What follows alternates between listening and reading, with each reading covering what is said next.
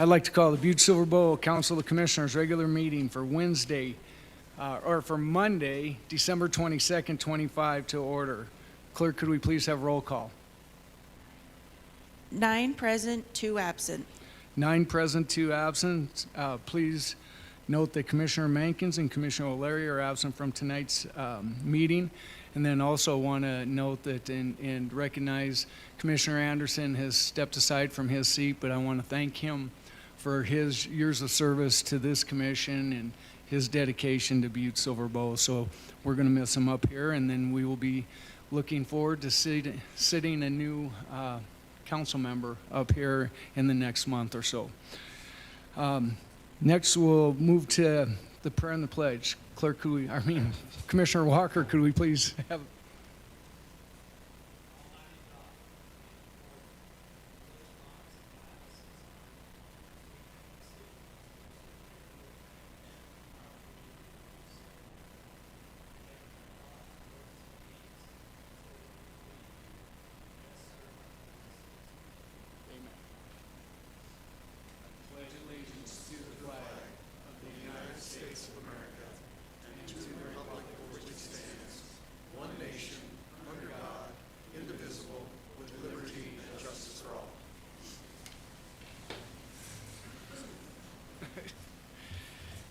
Next, we'll move on to any public comment on any item on the agenda. If you'd like to come forward, state your name, your address, and the item that you'd like to speak to us about. And please remember that you're limited to 3 minutes. Yes. I wanted to talk about the $200,000 grant on tonight's agenda for the Phoenix building. Can you please give, yes. Yeah, James Kephart. I live at 827 West Mercury the last 22 years. I own the Malley Block Apartments at 117 North Hamilton the last 22 years. And I have a lot of skin in this particular game. And I've also run for office several times, as some of you know. I am rising now in complete and absolute opposition for ample cause that no money ever be given to the Phoenix building or NAN again, especially the Phoenix building. Within the next 10 days to 3 weeks, I will have resurrected my website, an office full of paperwork, etc. I have noticed the county over and over and over again, including CEOs, but no notice to JP in all fairness. It was his predecessors. That Phoenix building is nothing more or less than a gigantic, multi-layered fraud scheme. You will see this in the documents that I give to you. I'll give you a few highlights that I can remember off the top of my head. Somewhere between $16,000 and $30,000 from Sartre to replace windows, never replaced a window. Money for 2 complete elevators, only part of an elevator really done. I even went to then CEO and then County Attorney Dave Palmer and Eileen Joyce with my attorney and the head of the Uptown Merchants Association. I had finally uncovered documents where NAN received $270,000 for 50% of 540 of completed work. They went back for 800,000 and listed all the work they did. The problem was that category that was 540 was now listed at 14. So they should have received 7, not 270. Eileen and Dave's answer was, oh, well, it's spilt milk. Why should we throw good money after bad? Even though I had conclusively proved between the 990s and the single audit forms that NAN at that time had $1,550,000 of accumulated unspent profit, which technically is not even legal. I'd like to give you some other flavor of this because it's important. Current and past council members and past CEOs have been euchred right up to and including federal felonies, and nobody wants to hear about it, yak, yak, yak, all the good old boy stuff. Item 1. As I say, this is a fraud scheme with Karen and Barbara Miller-Everett that goes back 20 years. I have so much proof I could spit. I had to take an office to handle all the files. MCA 714-4237 requires all URAs to give a detailed annual report. Karen has not done this for 20 years. MC 27503 requires a biennial audit, independent audit, for every local government agency with revenue of $500,000. Again, not done. This was all done under her predecessor, Pam Haxby-Cote. These have not been done. This is intentional. I've complained about it repeatedly. I have gone everywhere but federal district court. That's where I'm going next. Nobody here is going to be able to stop me on that one. But the other thing, Mr. Kephart, if you could wrap up, please. yes, the other thing I wanted to point out is the federal uniform guidance rules. In this packet, you will see multiple notices to Dave Palmer about the federal uniform guidance rules. They essentially say, in layman's terms, when money comes from the feds, even if it's routed through commerce, the actual primary recipient is BSB, and NAN is the subrecipient.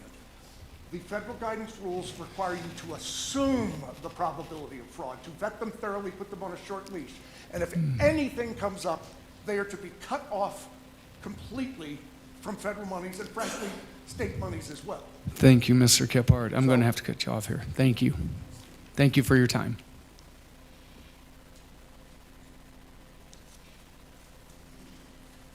Next, any other public comment on any item on the agenda, please state your name, address, and the item you'd like to speak to us about. All right, Chair, Commissioners, thank you very much. Could you pull the mic to you a little bit? There you go. Thank you. My name is Joel Worth. I live at 2416 South Main, and I'm just here today with some other carpenters to speak on Communication 2025-546. So I work as a representative for the Carpenters Union, of course. I'm here today with many of my carpenters. As you guys can see, we all tried to wear the same clothes. But we're here today in support of the Saby Data Center. So this project will provide Butte carpenters with high-paying, family-supporting jobs, and just as importantly, it will create hundreds of opportunities for young people to start a career through an apprenticeship program. Everyone here knows how difficult it is for young people to starting out in the workforce. Trying to afford housing, transportation, and basic stability is a real challenge. Projects like the Saby Data Center help solve that problem. They provide apprentices with a steady income that allows them to put a down payment on a home, a reliable vehicle, and building a future right here in our community. These are exactly the kinds of industry projects we need if we want young tradesmen and women to stay in Butte and thrive. Large projects like this can be life-changing for local families. They can keep working close to home instead of forcing them to travel out of state just to make a living. Recently, our community turned down another major project, the women's prison. That would have created hundreds of good-paying jobs. By doing so, we closed the door on many career opportunities for our young people and pushed more workers to leave home to find work elsewhere. So I'm urging you, the council, to consider the long-term impact of this decision and to support projects like the Saby Data Center that invest in our workforce, our youth, and our future of Butte. Thank you very much. Thank you, Mr. Worth. Any other public comment on any item on tonight's agenda? Please come forward, state your name, address, and the item you'd like to speak about. Ray Frost, 2000 Roberts Avenue. I would also like to speak about Communication 546. Right? I've heard a lot of, it seems like almost misinformation traveling around the community when it comes to the impact of these data centers. A lot of folks talk about how many gallons of water it's going to take. And I did some research, and I'd like to put it into perspective. I think globally, data centers take up,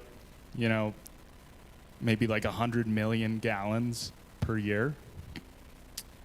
Or maybe 100 billion, but corn in just North America, in the US, takes up multiple trillions of gallons of water every year.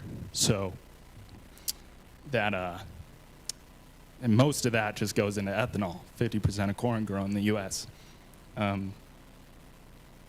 Most of the water that they use in those statistics, by the way, is power generation through steam power plants, which are all power plants.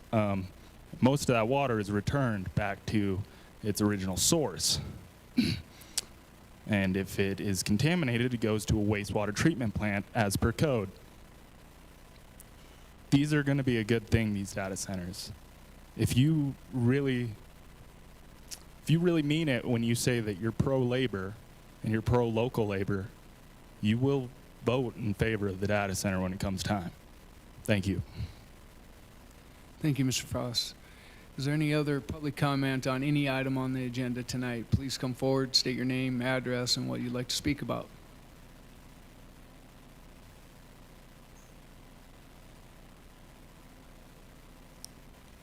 Nick Collins, 4055 Paxton. I just think this data center, talking about the data center, I think it'd be a great opportunity for people like myself and the electricians, some good paying jobs, long-term jobs. I think it's exciting. Something big's coming to Butte or could come to Butte, so I just encourage everybody to go with it.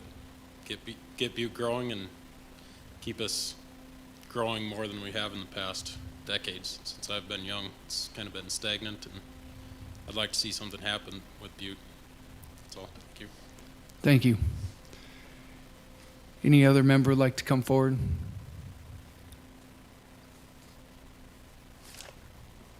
My name's Mike Boyza, 2518 Bayard Street. I'm a union carpenter.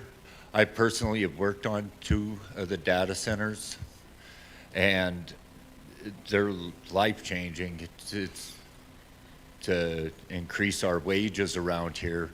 It would bring our wages up somewhere near probably $40,000 a year. It's not just for the working class people around town that it would help, but it's just an economy booster altogether because of the influx of people that you have to bring in to be able to complete such a large job. So all of our businesses would benefit from this greatly, and I truly hope that we allow it to become part of our community. Thank you. Thank you, Mr. Boysa. Any other member of the public would like to speak on tonight's agenda?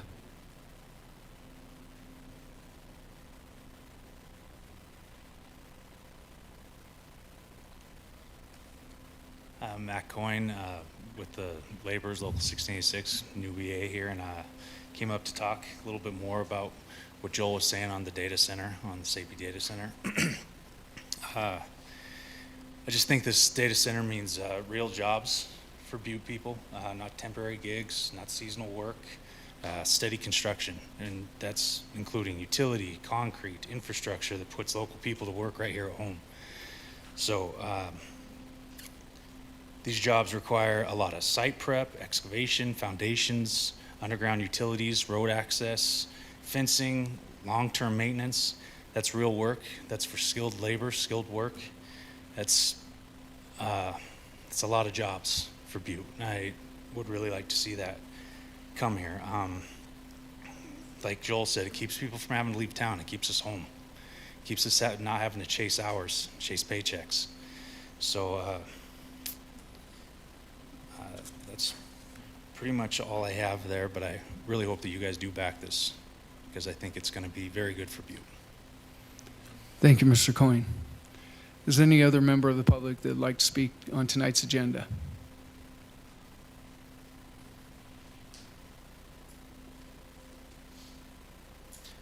Hello, my name is Brian Bigelow. I live at 821 West Granite Street.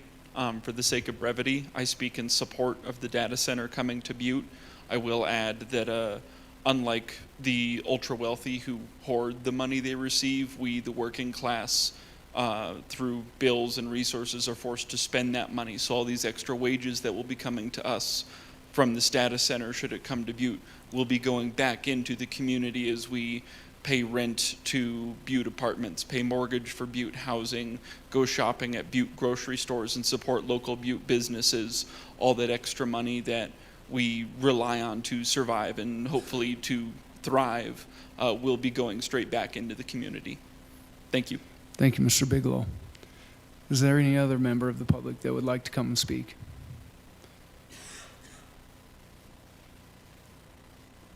My name is Arlen Norquist. I live at 1415 Sage Street, Butte, Montana. Journeyman carpenter with the local 82. You know, a lot of things have been covered here on the data center, and that's what I'd like to speak on tonight. What I see in my community, being a person who gets up early, goes to work, works hard every day, I spend a little bit of money in our local community, our fast food stores, our town pumps, our Walmarts. There's also, I support places like Safeway and the meat block people that hire union folks. What I kind of see, and it saddens me, is that I see a lot of young people, hardworking, getting up early, going to these nowhere dead-end jobs at Town Pump, Walmart, local fast food. You know, they get up, they do their job, they're just trying to make a living, and there's not a lot of hope going on there. You know, this gives us an opportunity to, you know, increase our apprenticeship programs throughout all the trades. And I just see a lot of people, young people that I don't think see the opportunity or the potential to build a good future in Butte where they can afford to buy a home, they can afford to, you know, finance a vehicle, to live a good life and look forward to a good retirement over years of hard work. I'd just like to see you folks, there's people in here that came down to organized labor, and it seemed real important at the time for you guys to get our vote. I guess what I'm asking today is that you guys go ahead and turn around and support organized labor in this town to give us an opportunity to grow. You know, not to mention, you know, just the local businesses that are going to benefit from this with all the influx into town. I mean, everybody stands to benefit. And I see a lot of things on social media, and in my personal opinion, I see a lot of folks talking down that data center, and I feel like they don't really have a whole lot of skin in the game. And I think that there's a lot of people in this room right now behind me that have a lot of skin in this game. There's also a lot of people that aren't in this room that have a lot of skin in the game. And we just hope that you support the data center. Thank you. Thank you, Mr. Nordquist. Is there any other member of the public that would like to speak on anything on tonight's agenda? Okay.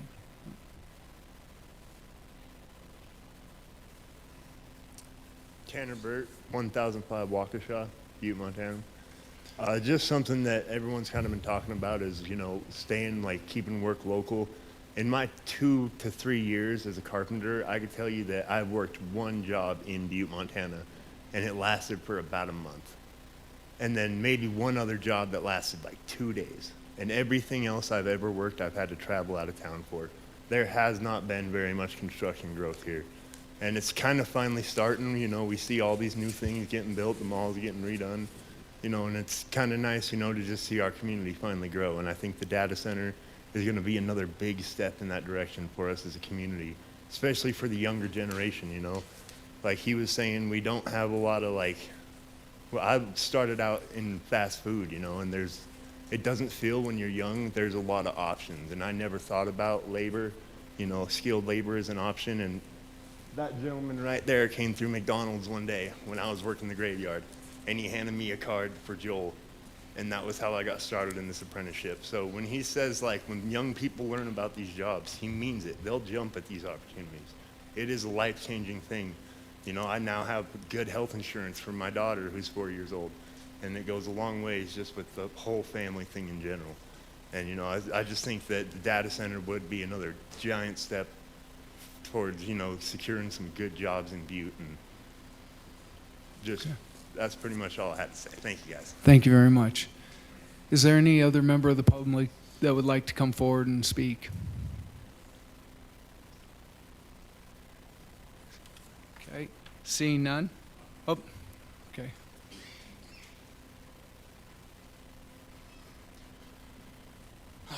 Chief Executive, members of the commission, my name is Dwayne Woke. I do not live in Butte, Montana anymore, but I do represent the union electricians in this town. And before you guys decide to make a vote on this matter, I would just ask you guys to go to the site. I don't know if everybody's been out to the site and physically been out there, but if you would go out there at least before you make a decision like this and look at this proposed site and then ask yourselves some of the questions that everybody's asking about the noise pollution, about the light pollution, about where the power lines are going to come for. If you drive out there and just look around and you ask yourself some of these questions, they're going to be pretty common sense. So that's what I would ask. If you guys would actually go out to that site, look at the questions people are concerned about, the noise, the water, the light pollution, where the power is going to come from. It's real apparent. So that's what I would ask before you guys would make a decision on the matter, because it's pretty common sense. Thank you, Mr. Walk. Is there any other member of the public that would like to come forward and speak on anything on tonight's agenda? Okay. Seeing none, we'll move on to the approval of the minutes of the December 3rd, 2025 regular meeting. Commissioner Morgan. Thank you, Mr. Chief Executive. At this time, I'll make a motion that we approve the December 3rd, 2025 regular meeting minutes. Second. We have a motion and a second to approve the meeting minutes from December 3rd, 2025. Is there anything on the question? Could commissioners please vote? And remember, you won't see your votes up there.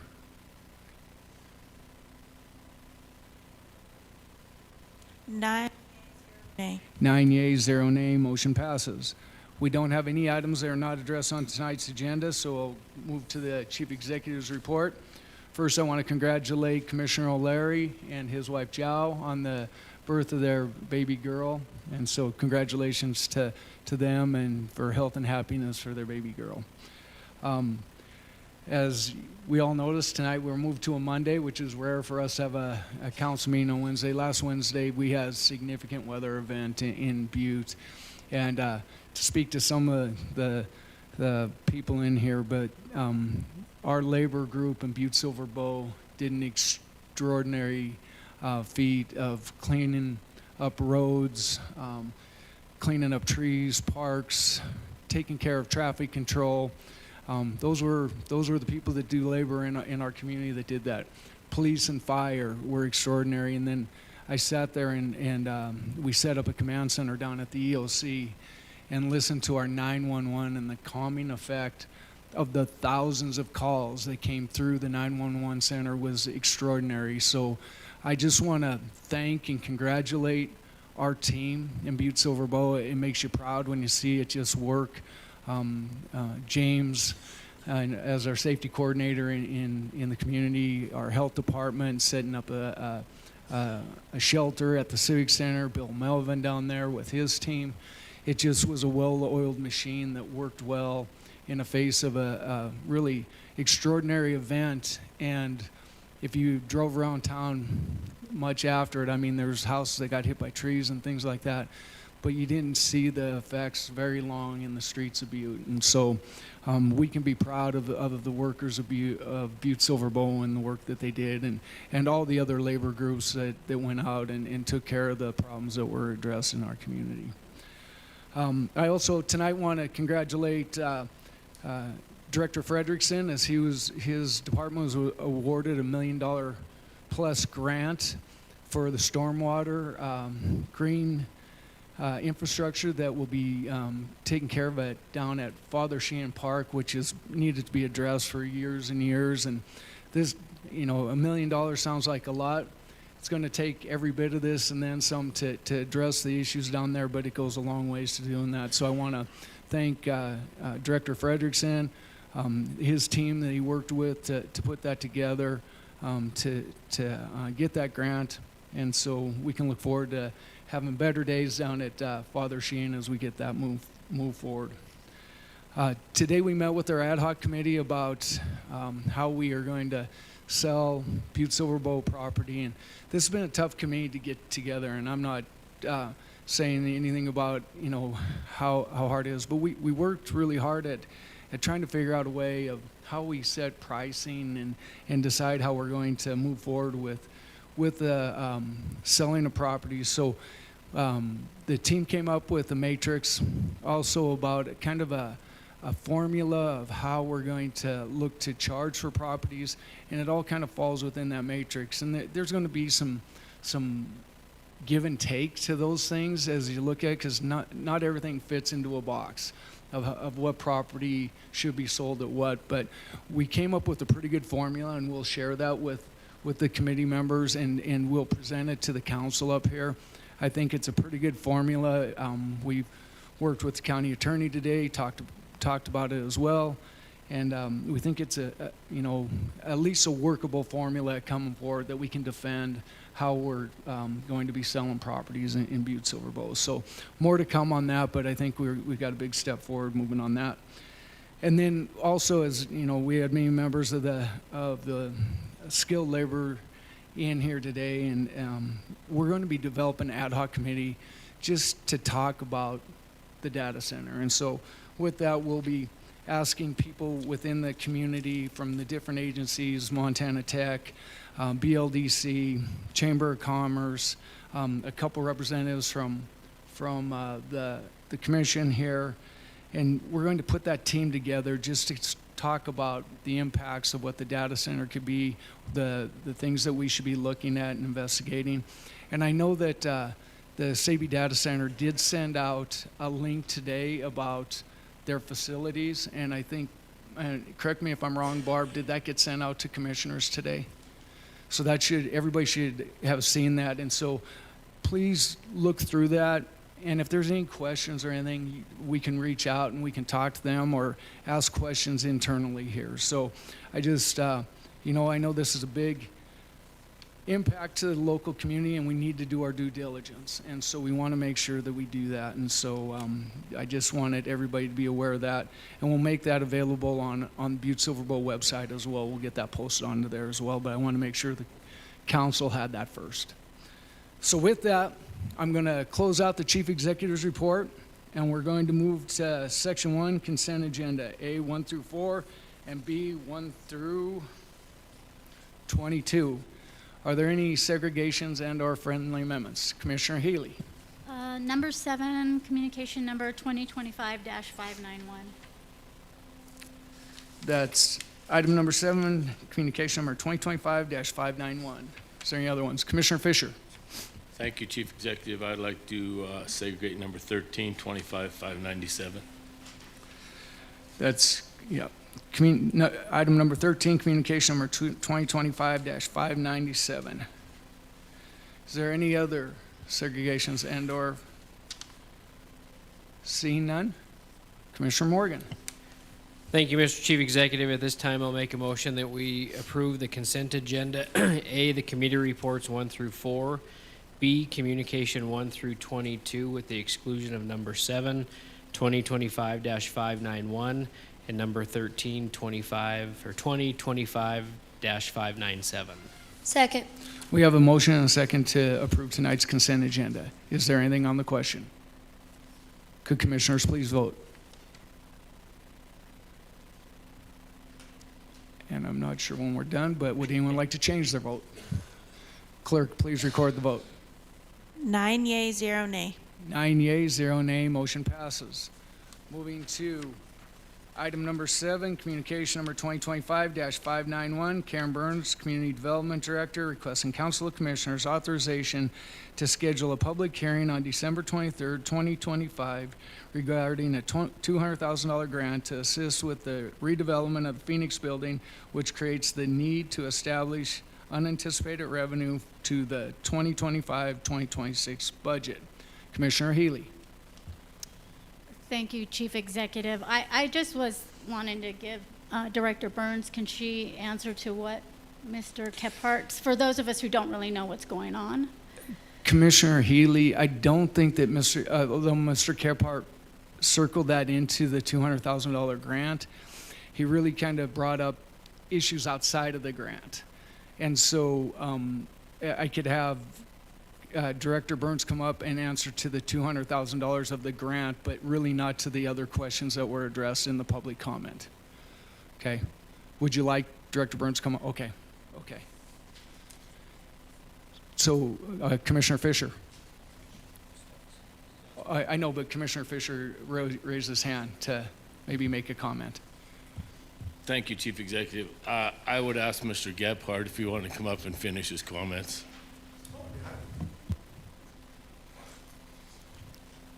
Again, Commissioner Fisher, I don't think the issues that he brought forward, unless we're speaking directly to the $200,000 grant. is that not a community development block grant, Yeah, federal money? Hold on a second.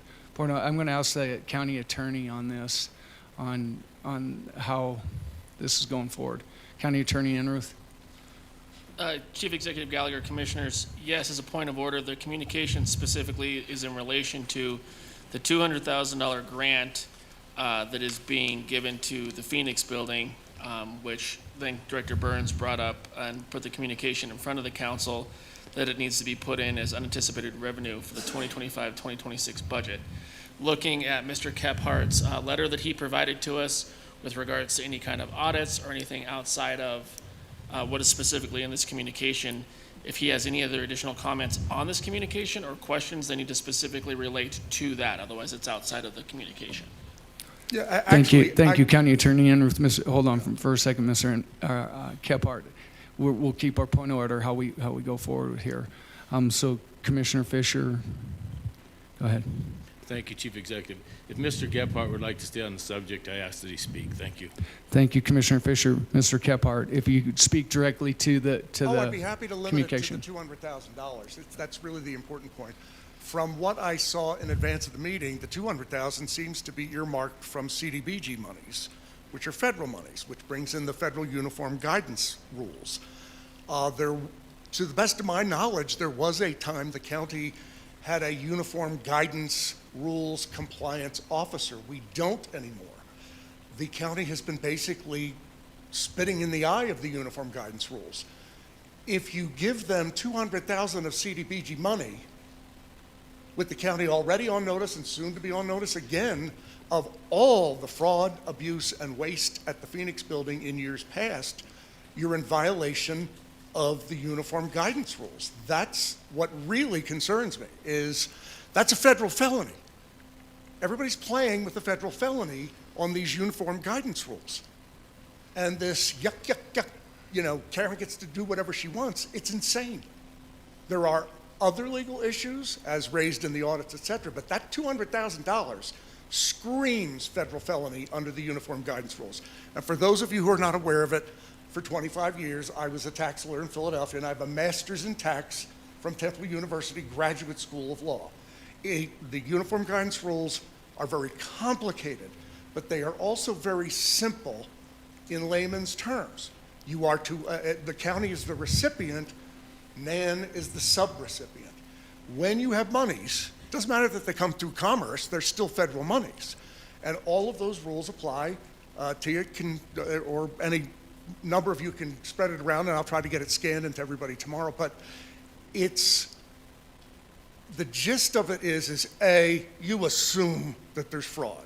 B, you vet them like a proctologist. C, you put them on a short leash. D, when you hear or find any malfeasance, any fraud, any abuse, that's it. They don't get any more federal money. Mr. Kephart, I'm going to have to redirect you back onto the $200,000 yeah, but that's the grant. $200,000. You can't give them $200,000 of federal Mr. money. Point of order, Mr. Kephart, we're not here to rule on whether that is factual or not. That we're veering off course about what this communication is, and that's the $200,000 grant that's being brought forth to this commission. We've listened to what you had. You have given us some of the paperwork of other things that you want investigated, but we really kind of veered off of where we're at there. So unless you have specifics to the $200,000 grant, then I'm going to ask you that we As I said, finish up. It appears to be a brazen violation of the federal guidance rules, and I wish somebody could tell me what happened to the federal guidance rules compliance officer that the county used to have. We get a ton of money from the feds, and these uniform guidance rules apply to all of those monies from the Fed, and the monitoring is quite specific. Again, Mr. Kephart, you're veering away from the $200,000 grant, and you're going on to what Is it or is it officers not only have CDBG money? You're going off of what we're talking about here. Is the $200,000 federal money or not? Enough. Yeah, Mr. Kephart, I've given you an opportunity to talk about this.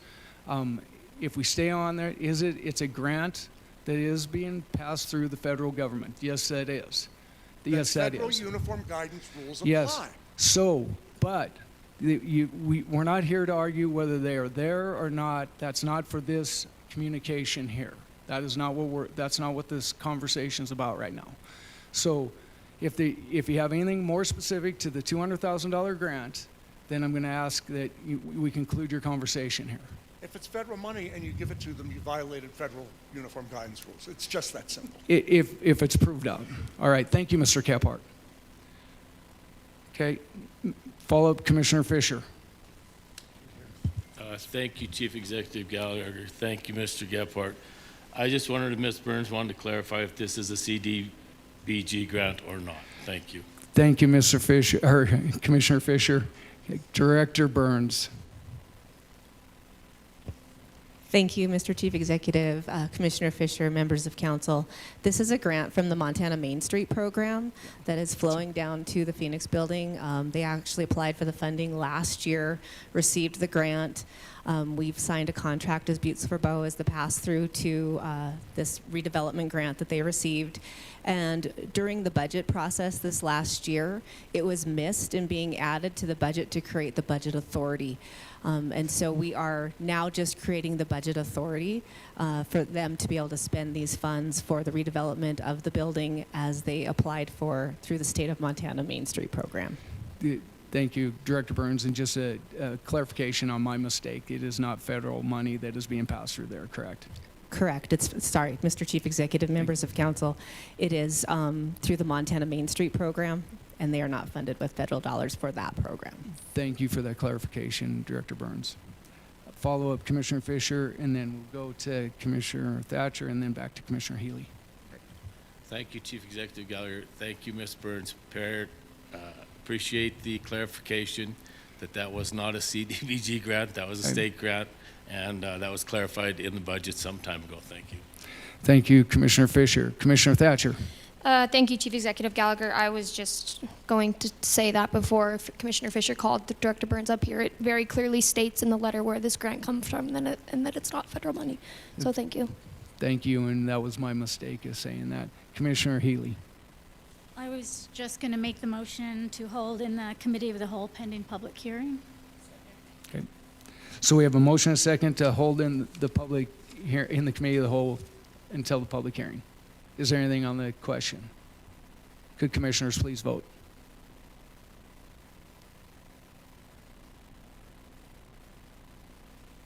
And would anyone like to change their vote? Clerk, please record the vote. 9 yea, 0 nay. 9 yeas, 0 nay, motion passes. Moving on to item number 13, communication number 2025-597, Mark Neary, Public Works Director, requesting Council of Commissioners authorization to have Chief Executive Gallagher sign a change order number 4 for Swank Enterprises to the solid handling and dewatering improvements project to add polymer water heaters and sampling taps to use effluent water in the solids handling process. Commissioner Fisher. Thank you, Chief Executive Gallagher. Reason for segregation of this communication is the change order is in excess of $80,000. It's $118,000. It is for equipment in the change order, which exceeds the $80,000 threshold, and it should be bid out, in my opinion, rather than just a change order for $118,000. Point of clarification be appreciated. Thank you. Thank you, Commissioner Fisher. Director Neary, could you answer that question? I really think that is probably our procurement process, but in this job, these were left out.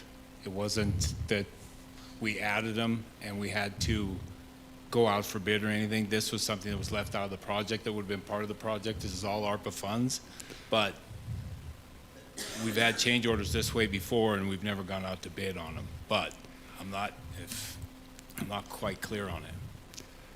Okay, Director Neary, maybe we could have directed at County Attorney Enruth. County Attorney Enruth, can you help us out with this question? Chief Executive Gallagher, Commissioner Fisher, and Director Neary, that's always been my understanding is when it's in the change order process, it doesn't go out to bid. However, I will provide Mr. Fisher with a more in-depth legal analysis after the first of the year here when I get back to make sure that that is the correct way to do it.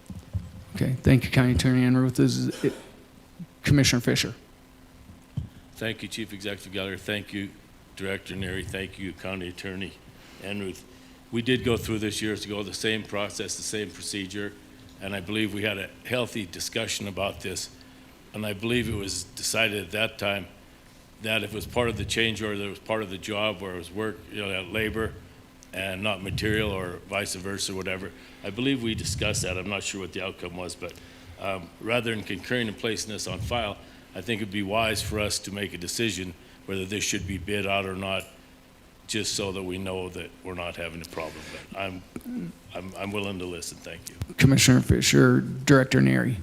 Chief Executive Gallagher, Commissioner Fisher, I believe they did get 3 quotes. The Swank, the construction, got 3 quotes for these water heaters and the taps. Follow-up, Commissioner Fisher. Thank you, Chief Executive. Thank you, Director Neri. I do understand there may have been 3 quotes, but quotes are only good if it's under $80,000. After $80,000, they're supposed to be bid. yeah. So I'm open to suggestions. I don't want to slow down the project or anything. I just want to be clear on this so that we don't run in the future down the road with these same change orders coming in excess of $80,000. Thank you. Thank you, Commissioner Fisher. So I think would you like to make a motion, or? Commissioner Fisher. Thank you, Chief Executive. I would like to make a motion after I get a confirmation from the county attorney whether this would be wise to concur and place on file, or that we should hold this and make sure that we're in compliance. Commissioner Fisher, County Attorney Enruth. Chief Executive Gallagher, Commissioner Fisher, it's at the pleasure of the council. Yes, I can 100% provide a legal analysis on whether or not the change order has to also fall in compliance with the $80,000 bid, over $80,000 initially, and whether or not it has to go out to bid. So if it is the pleasure of the council, I would suggest making a motion to hold it in abeyance at this time until we get back to it. Commissioner Fisher. Thank you, Chief Executive Gallagher. Thank you, County Attorney Enright. At this time, I'll make a motion that we hold communication number 25597 in abeyance, awaiting word from the county attorney. Should we get word prior to the end of the year, like tomorrow or something, I would make a recommendation that we concur and place on file. I don't know how you go about that. Thank you. Commissioner Fisher, I don't think we can do that. I think we would have to wait till the next regular meeting to be able to do that. So, and that would be the January 5th meeting that would hold it till. Commissioner Fisher. Thank you, Chief Executive Gallagher. We will be meeting tomorrow night for Committee of the Whole. I wonder if we would have opinion by then where I could hold it in Committee of the Whole and we could make a vote on it tomorrow night. I don't want this to hold up the project, is what I'm saying. I don't think it's a big deal. I just want to be certain we're in compliance. Commissioner Fisher, I think Commissioner Morgan has some input on this. Commissioner Morgan. Thank you, Mr. Chief Executive. So Commissioner Fisher, tomorrow is a Committee of the Whole meeting, and even if you make a suggestion to concur and place on file, that won't be ratified until the January 5th regular meeting. So either way, it gets held till January 5th if it's not passed tonight in the Committee of the Whole. I guess I would, Mr. Chief Executive. Commissioner Morgan. Mr. Neary, what is the time frame on this particular change order? Would it cause any days delay if it was stalled? Commissioner Morgan, Director Neary. Chief Executive Gallagher, Commissioner Morgan, yes, it would. We're planning on starting up on the 15th of January. And with the 2 holidays, this might be a problem. And to Commissioner Fisher's question, I believe when we did talk about this, I think it was something that Butte-Silver was doing, not a contractor. And Swank went out and got the quotes. And I know our procurement process over 80 is to go out to bid, which we would have to go out to bid, advertise it for 2 weeks or 3 weeks, and then go through that process. But I don't know that we would do that with the contract that we hired. I don't know. I get what you're saying. I get the concern, but these water heaters and sample taps were left out of the bid, just an oversight. It would have been part of the job anyway at this price. They got the best price that out of the 3 quotes that they got, but it is at the pleasure of the council. Thanks, Director Neary. Commissioner Fisher. Thank you, Chief Executive Gallagher. Thank you, Director Neary. At this time, I will go out on a limb and make a motion to concur and place on file communication 25597. Thank you. We have a motion and a second to concur and place on file communication number 2025-597. Is there anything else on the question?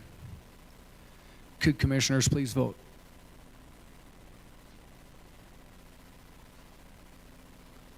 And would anyone like to change their vote? Clerk, please record the vote. 9 yea, 0 nay. 9 yeas, 0 nay, motion passes. Moving on to Section 2, resolutions and ordinances introduced into judiciary. We have 3 of those. Please note those.